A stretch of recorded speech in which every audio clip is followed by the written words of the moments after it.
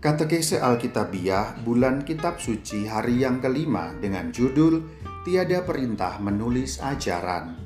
Shalom Alaikum. Tuhan Yesus tak pernah menyuruh para rasul menuliskan ajarannya.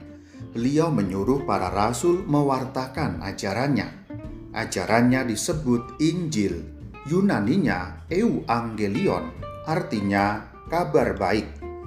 Injil itu awalnya bukan tertulis. Injil berupa kabar. Mengapa disebut baik?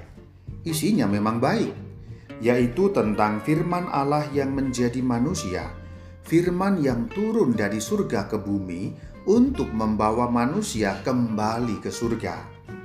Setelah Pentakosta, para rasul menyebarkan ajaran Tuhan Yesus. Waktu itu, belum ada Injil dalam bentuk buku. Tidak satu rasul pun membawa kitab Injil kemana-mana. Kabar baik yang tersimpan dalam hati mereka diwartakan. Apa artinya diwartakan? Artinya diceritakan secara lisan. Lihat Kisah Rasul 3 ayat 11 sampai 26, Kisah Rasul 4 ayat 7 sampai 22, Kisah Rasul 8 ayat 26 sampai 39. Ajaran Tuhan Yesus tersimpan baik dalam memori para rasul. Dalam hal ini, para rasul dapat dipercaya sebab mereka mengalami Tuhan Yesus secara langsung. Mereka juga mendapat mandat dari Tuhan Yesus untuk mengajarkan apa yang diajarkannya dan yang dilakukannya. Contoh, pada malam sebelum sengsara, Tuhan Yesus mengadakan perjamuan bersama para rasul. Perjamuan itu sekarang dikenal dengan nama Ekaristi atau Misa. Perjamuan itu disebut perjamuan terakhir. Ada mandat dari Tuhan, "Berbuatlah ini menjadi peringatan akan Aku." Lihat Injil Lukas 22 ayat 14 sampai 23. Mandat dilakukan oleh para rasul. Ketika Tuhan Yesus sudah naik ke surga dan pengikut ajarannya makin banyak, para rasul mengajarkan mandat tentang perjamuan itu kepada semua pengikut ajaran Tuhan yang selanjutnya disebut orang Kristen.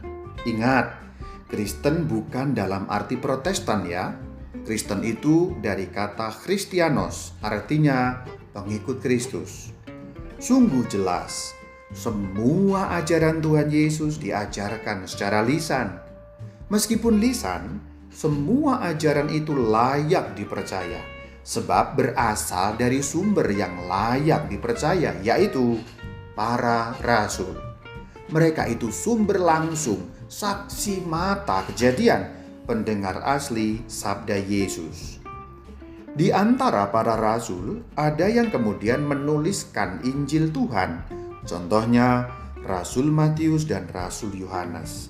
Di antara orang Kristen generasi pertama yang bukan rasul, ada juga yang menuliskan Injil Tuhan. Contohnya, Markus dan Lukas.